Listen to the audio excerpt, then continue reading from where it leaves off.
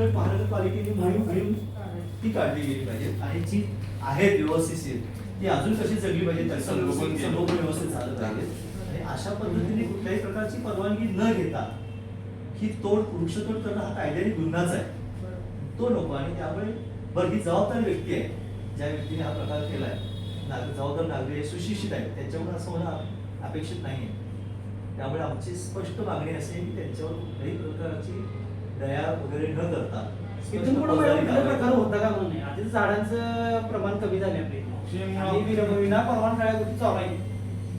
पहिला कुठेतरी कारवाई झाली पाहिजे, पण थांबले पाहिजे नाही.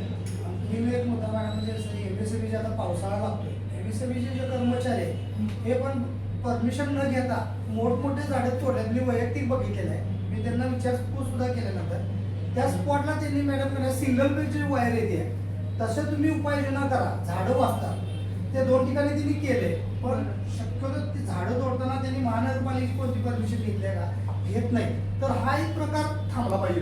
छोट्या फांद्या तोडून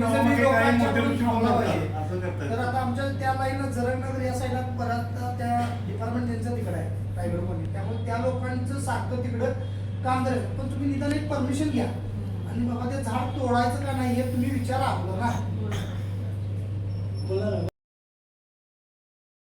लोकमान्य न्यूज डिजिटल मीडिया चॅनलमध्ये आपलं स्वागत. ताराबाई पार्कमध्ये बिना परवाना वृक्षतोड, दोषीवर फौजदारी कारवाईची मागणी. कोल्हापूर शहरातील ताराबाई पार्क परिसरात चंदवानी हॉलसमोरील एका बंगल्याच्या आवारात दिनांक 5 फेब्रुवारी रोजी विना परवाना झाडाची तोड करण्यात आली असल्याची बाब समोर आली आहे. या प्रकरणी संबंधित व्यक्तीवर तात्काळ फौजदारी गुन्हा दाखल करून कठोर कारवाई करण्यात यावी अशी मागणी उज्ज्वल कोल्हापूर संघटनेच्या वतीने करण्यात आली आहे. या संदर्भात महापालिकेच्या अतिरिक्त आयुक्त शिल्पा दरेकर यांना निवेदन देण्यात आले. महापालिकेच्या वृक्ष प्राधिकरण विभागाने या प्रकरणी नोटीस बजावली असली तरी इतक्या गंभीर पर्यावरणीय गुन्ह्यात केवळ नोटीस देणं ही अपुरी कारवाई असून दोषीवर तात्काळ फौजदारी गुन्हा दाखल करणे आवश्यक असल्याचे निवेदनात नमूद करण्यात आले आहे.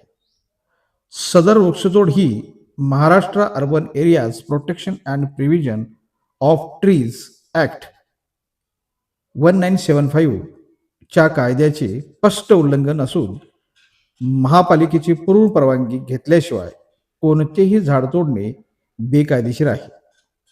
तसेच या प्रकरणात एन्व्हायरमेंट प्रोटेक्शन ऍक्ट 1986 अंतर्गत ही कारवाई होऊ शकते.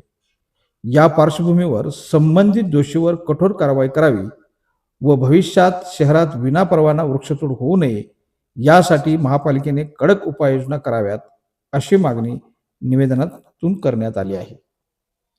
यावेळी गणेश लाड, अजित पाटील, सागर टिपुकडे, सुनील सामंत, अभिजित कदम, प्रसाद पवार, संजय चव्हाण, यशवंत शेळके आदी उपस्थित होते.